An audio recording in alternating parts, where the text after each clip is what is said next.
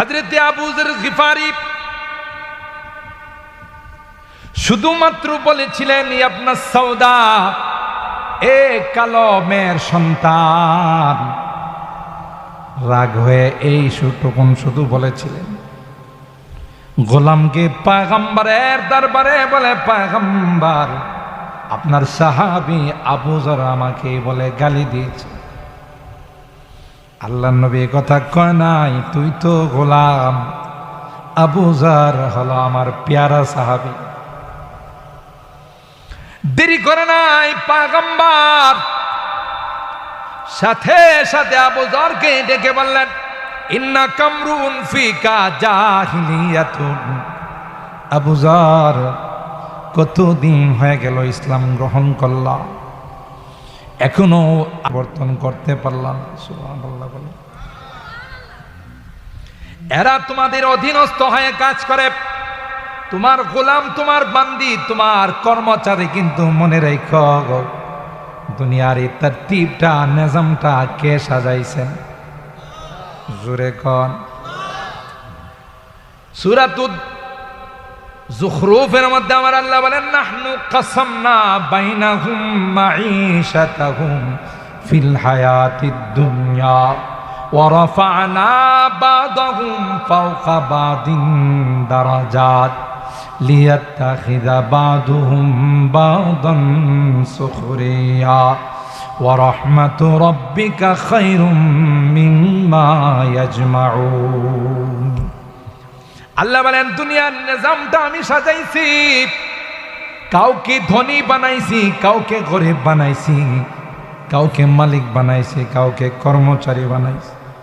কেউ সিএনজি চালক, আবার কেউ সিএনজির প্যাসেঞ্জার, কেউ চালক, কেউ প্যাসেঞ্জার, কেউ অটো চালায়, কেউ আবার প্যাসেঞ্জার, কেউ দোকানের মালিক, কেউ দোকানের কর্মচারী, আবার কেউ কাস্টমার। আল্লাহ কয়, নিজামটা সুন্দর করে আমি আল্লাহ সাজাইছি।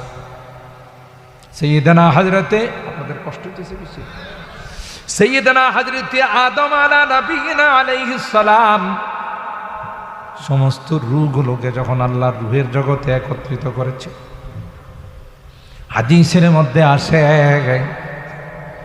আল্লাহ আদমকে বললেন, আদম তাকাইয়া দেখো, ডাইনে বামে সামনে তাকাইয়া দেখো, যা দেখতেছো সবাই হবে তোমার সন্তান। সুবহানাল্লাহ বলেন।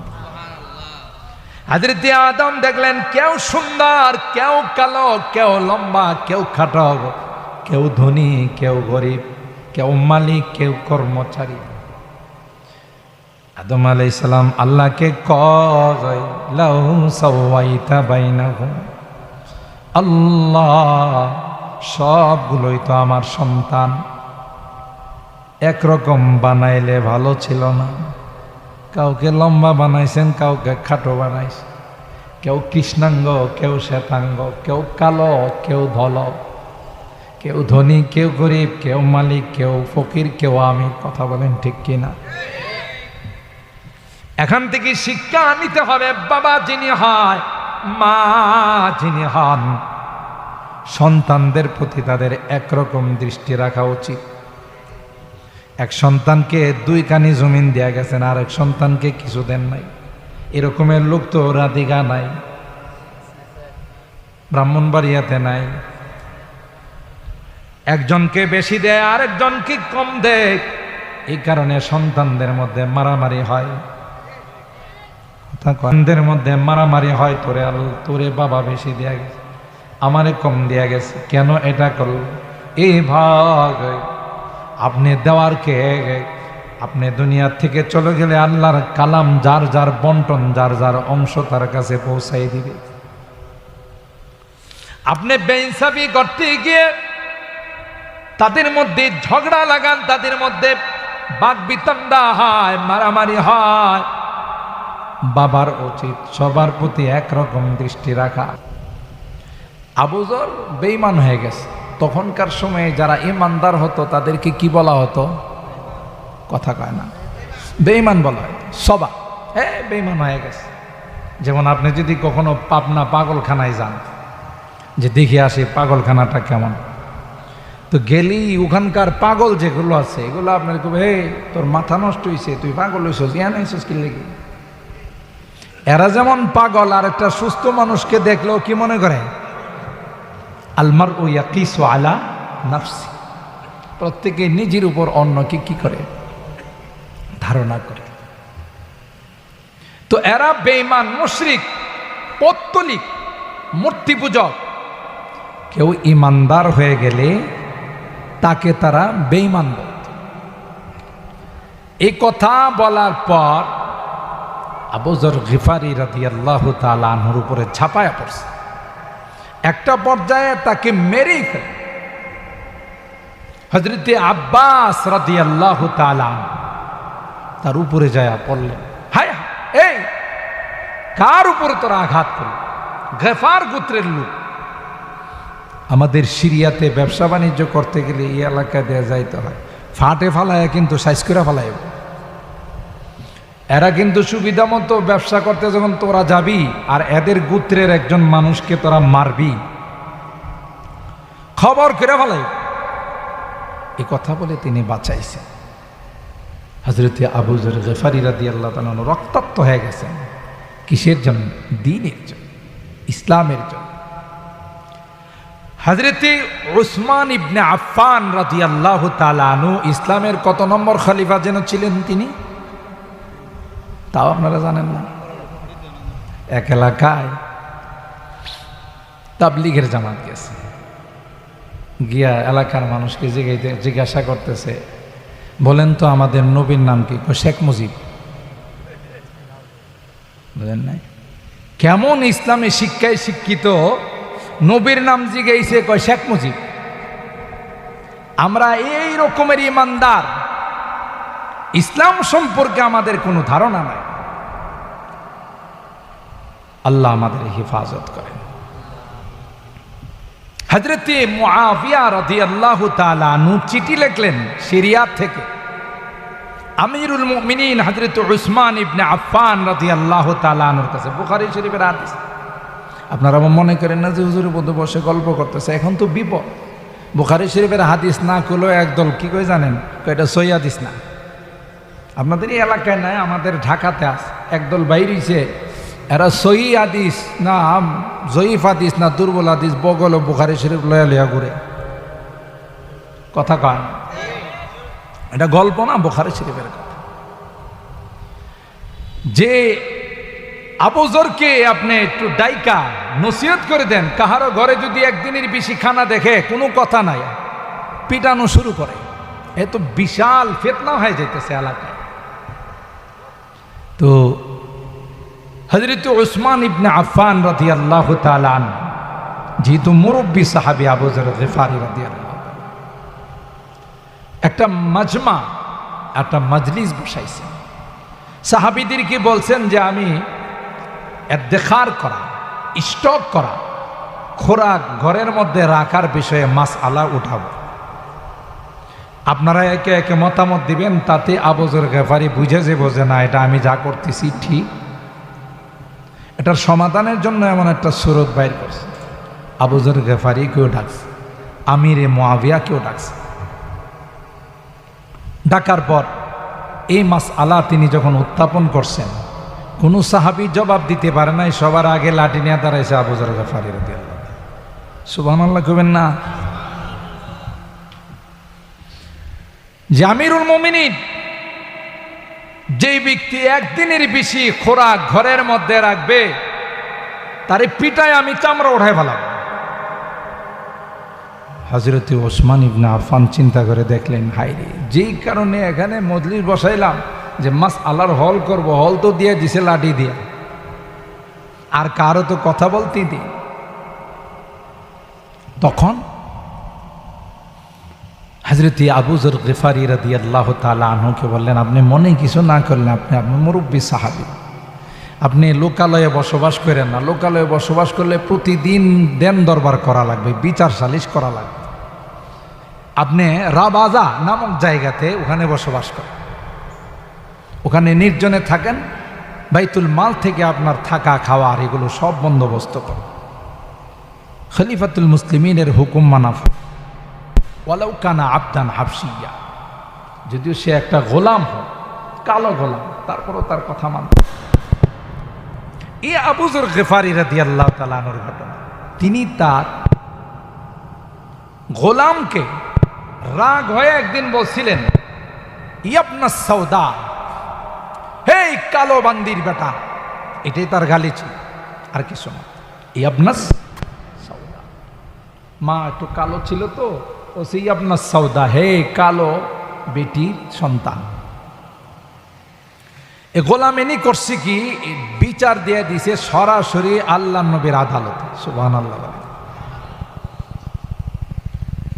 আর আল্লাহ নবীর আদালতে বিচার গেলে তখন আল্লাহ নবী স্বজন প্রীতি করতেন।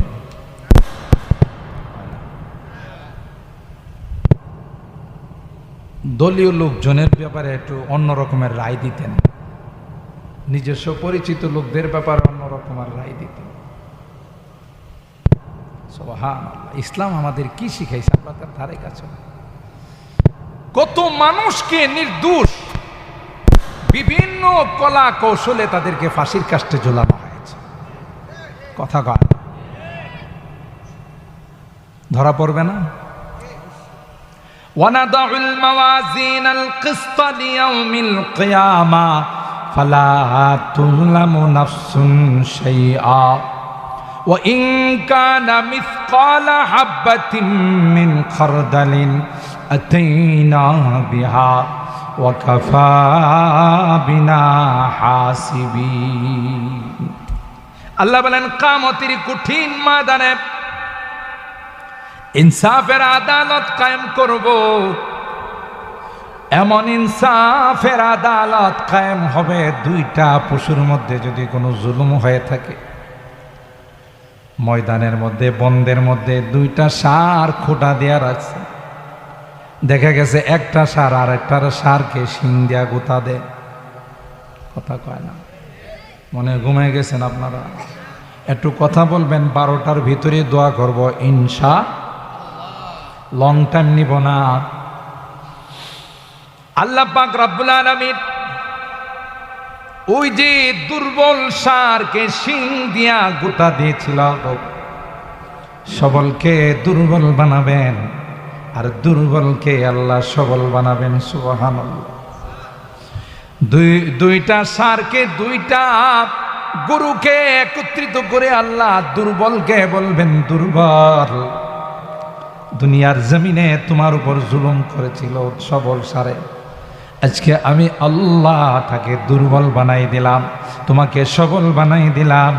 যে কয়টা গুতা দিয়ে তোমার উপর জুলুম করেছিল, সেই কয়টা গুতা এখন তুমি দিয়ে তার কাছ থেকে প্রতিশোধ নিয়ে যাও। কি বলেন? এত সহজ? হাদিসে কুদসির মধ্যে আল্লাহ বলেন, ইয়া ইবাদি ইন্নী হারামতু যুলমা আলা নাফসি ফালা তুযালিমু বাইনাকুম। জুলুমকে আমি আল্লাহ হারাম করে দিয়েছি, তোমরা আপসে কোনো জুলুম করবা না। জালেম যখন জুলুম করে, মাজলুম যখন তারই নির্যাতিত হাতগুলো আল্লাহর দরবারে উঠায়, বদদুয়া করে, লাইসা বাইনাহু ওয়া বাইনাল্লাহি হিজাব, এই বদদুয়া ডাইরেক্ট আল্লাহর আরশের মধ্যে ধাক্কা লাগায়। ঠিক কিনা বলেন? এরকমের জুলুম বাংলাদেশ স্বাধীন হওয়ার পর কখনো হয়নি। ঘুমাই গেছেন মনে হয় সবাই। জুলুমের পরিণতি বড় খারাপ হয়। জালেমদের কপালে হেদায়েত থাকে না।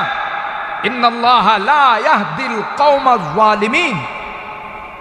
সবচেয়ে দুর্ভাগা তাদের কপালে হেদায়েত। ঠিক কিনা বলেন? যেখানে আল্লাহ জাল্লা জালালুহু আম্মা নাওয়ালুহু দুইটা পশুর মধ্যে ইনসাফ কায়েম করবেন, মানব দানবের মধ্যে কোনো ইনসাফ কায়েম হবে না। কথা কম। নেতাদেরকে তো আল্লাহ পাইব না, কারণ নেতাদের যে টাকার কথা আমরা শুনি, বিদেশে যে হাজার হাজার কোটি টাকা জমাইছে, আল্লাহর পিছনের পকেট দেয়া কয়েক কোটি টাকা দিয়ে দিলে আল্লাহকে তোর বিষয়টা আলাদাভাবে দেখব। কি কয়? কথা কয় না? হ্যাঁ, কামাইব না। বহুত তালিব খুদা মিলতা শিকস্তা দিল नहीं मिलता, बहुत तालिब खुदा मिलता शिकस्ता दिल नहीं मिलता, शिकस्ता दिल जैसे हासिल हकीकत में वही कामिल। কবি বলেন কাহারো মনে যদি আঘাত দেওয়া হয়, কাহারো হৃদয় যদি ভেঙ্গে চুরমার করে দেওয়া হয়, দুনিয়ার কোনো মানুষের কাছে বিচার পায় না, আসমানের মালিকের কাছে যদি বিচার দিয়ে দে, আল্লাহর কসম রে, হাত তুলতে দেরি হয়, ওই হাত আল্লাহর আরশ পর্যন্ত যাইতে দেরি হয় না। কথা বলেন ঠিক কিনা?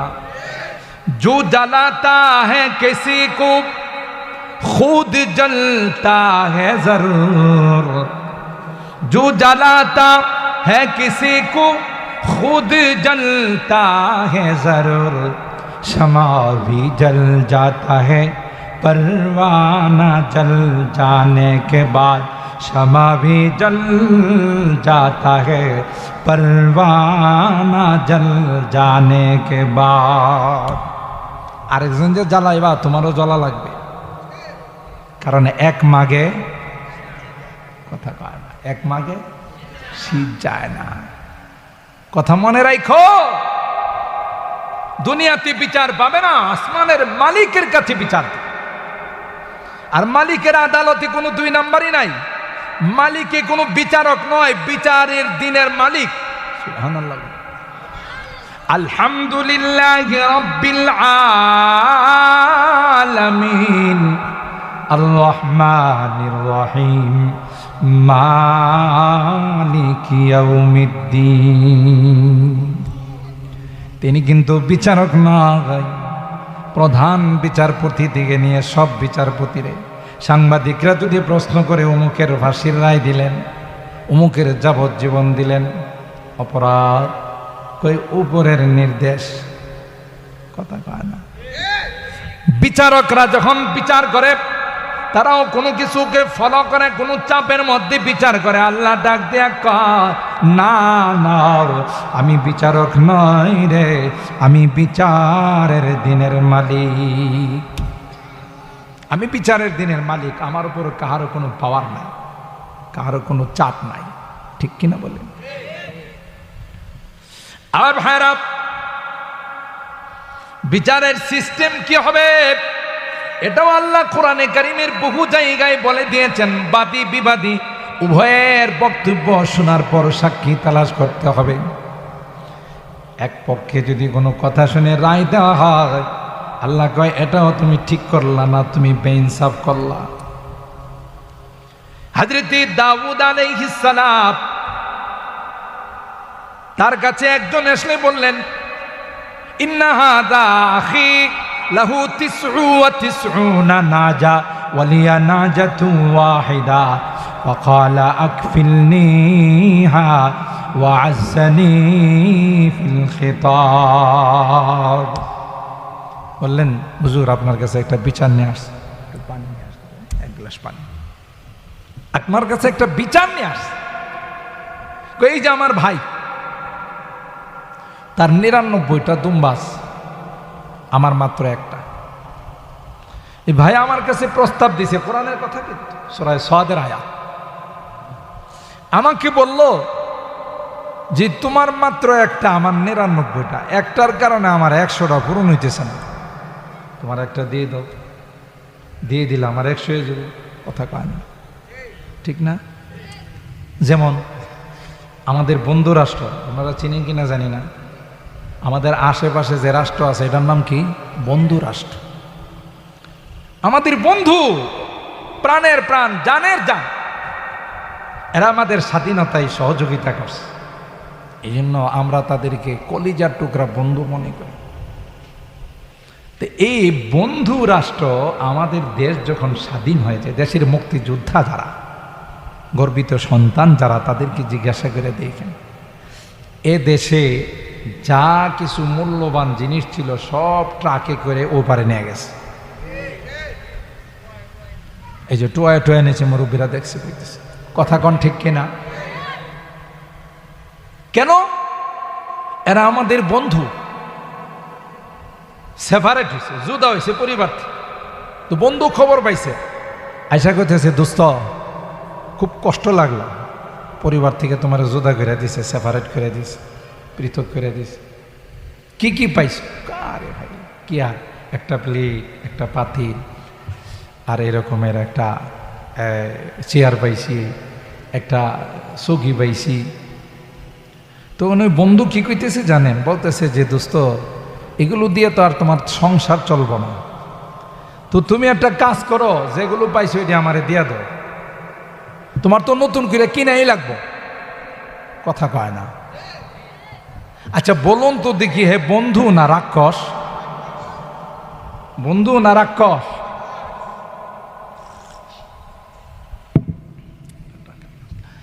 তো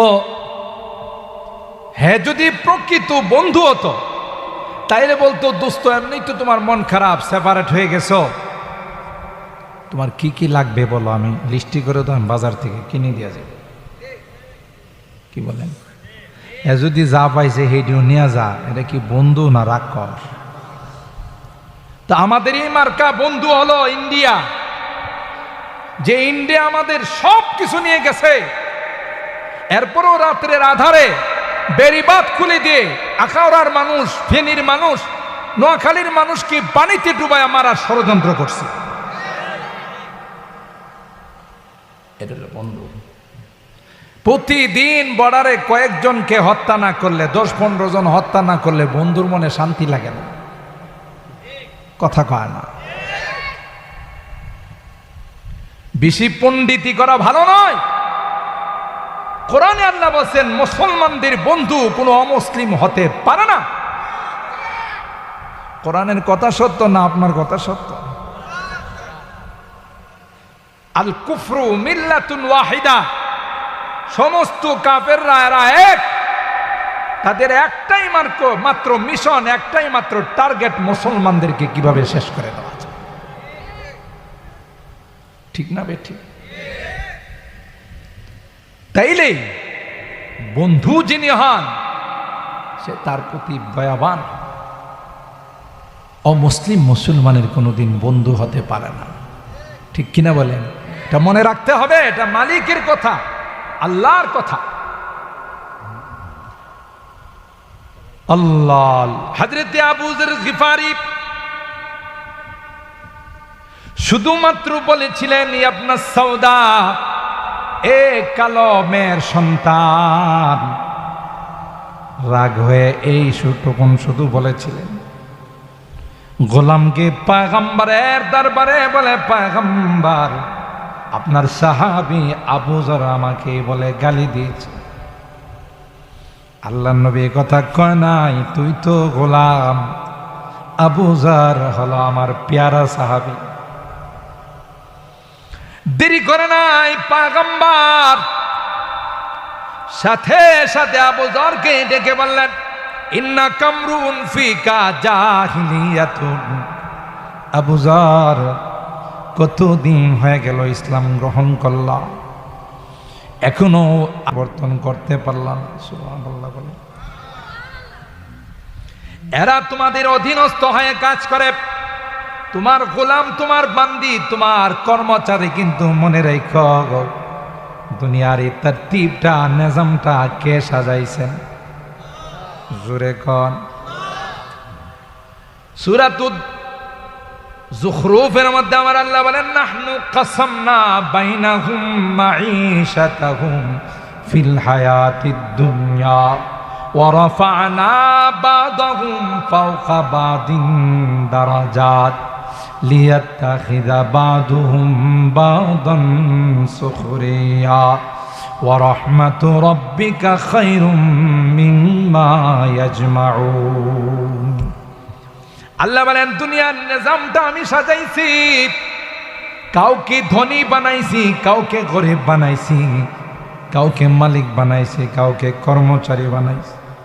কেউ সিএনজি চালক, আবার কেউ সিএনজির প্যাসেঞ্জার, কেউ চালক, কেউ প্যাসেঞ্জার, কেউ অটো চালায়, কেউ আবার প্যাসেঞ্জার, কেউ দোকানের মালিক, কেউ দোকানের কর্মচারী, আবার কেউ কাস্টমার। আল্লাহ কয় নিজামটা সুন্দর করে আমি আল্লাহ সাজাইছি। সাইয়্যিদানা হযরতে, আপনাদের কষ্ট হইতেছে বেশি, সাইয়্যিদানা হযরতে আদম আলা নবিয়িনা আলাইহিস সালাম সমস্ত রূহগুলোকে যখন আল্লাহ রূহের জগতে একত্রিত করেছে, হাদিসের মধ্যে আসে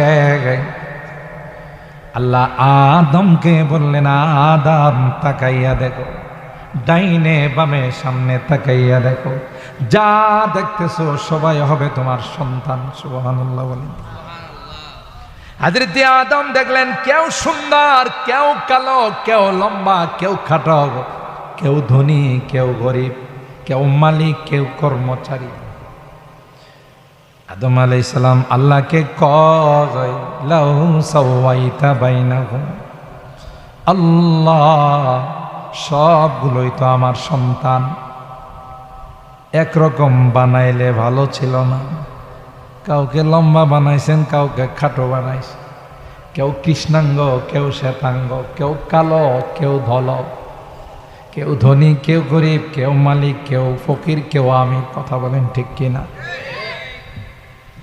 এখান থেকে শিক্ষা নিতে হবে, বাবা যিনি হয়, মা যিনি হন, সন্তানদের প্রতি তাদের একরকম দৃষ্টি রাখা উচিত। এক সন্তানকে 2 কানি জমিন দেয়া গেছেন, আর এক সন্তানকে কিছু দেন নাই। এরকমের লোক তো রাধিকা নাই, ব্রাহ্মণবাড়িয়াতে নাই। একজনকে বেশি দেয়, আরেকজনকে কম দেয়। এই কারণে সন্তানদের মধ্যে মারামারি হয়, সন্তানদের মধ্যে মারামারি হয়। তোরে বাবা বেশি দেয়া গেছে, আমারে কম দেয়া গেছে, কেন এটা করল? এই ভাগ আপনি দেওয়ার কে? আপনি দুনিয়ার থেকে চলে গেলে আল্লাহর কালাম যার যার বন্টন, যার যার অংশ তার কাছে পৌঁছাই দিবে। আপনি বেইনসাফি করতে গিয়ে তাদের মধ্যে ঝগড়া লাগান, তাদের মধ্যে বাকবিতণ্ডা হয়, মারামারি হয়।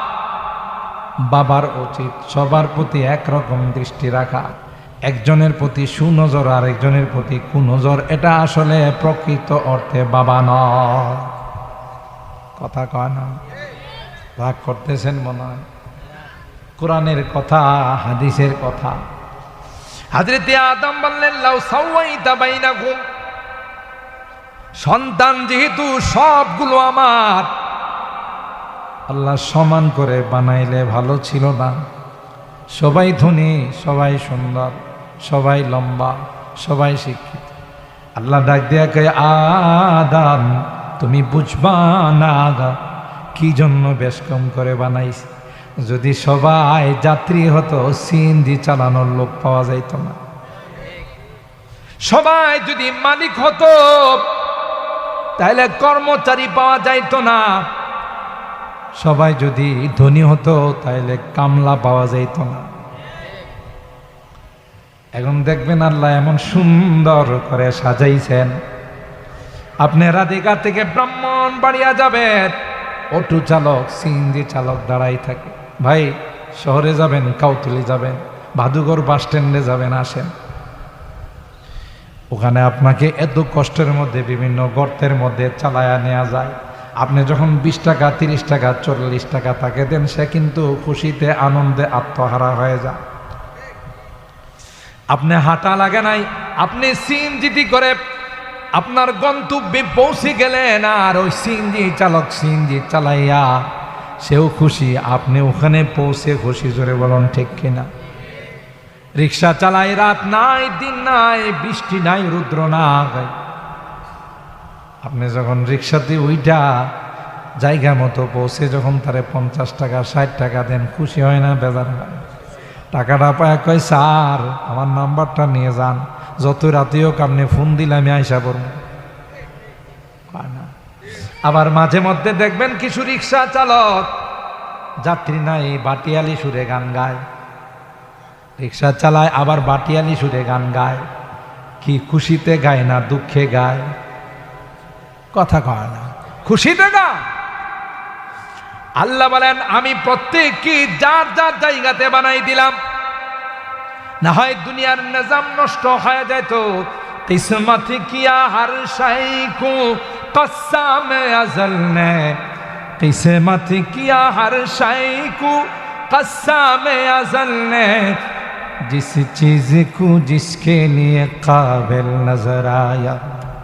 बुलबुल को दिया नाला व परवाना को जलना, बुलबुल को दिया नाला व परवाना को जलना, गम हमको दिया सबसे जो मुश्किल नजर आया। কি সুন্দর কথা দেখছেন, যাকে যা দেওয়ার তা দিয়ে আমার আল্লাহ সৃষ্টি করেছেন, সুবহানাল্লাহ বলেন। কিন্তু আপনি মনে করেন আপনি মালিক হয়ে অনেক বড় ফেরেশতা হয়ে গেছে। আপনার কর্মচারী না থাকলে আপনি ওকিল, আমার ড্রাইভার সাহেব না থাকলে আমার গাড়ি গ্যারেজে পড়ে থাকে। কথা কোন ঠিক কিনা? এই গাড়ি দিয়ে আমি কোনো উপকার পাইতাম না। আমার ড্রাইভার আছে, চালায়, আমি রীতিমতো নিয়মিত আপনাদের মাহফিলে পৌঁছে গেলাম, যেখানে ইচ্ছা সেখানে আরাম করে এসির মধ্যে বসে বসে যায়। আমি যদি কই ড্রাইভারের দরকার নাই, তাইলে কি আমার সংসার চলবে? তাইলে কি আমার জিন্দেগি চলবে? ড্রাইভার যদি বলে আমার মালিকের দরকার নাই, তাইলে তার জিন্দেগিও চলবে না।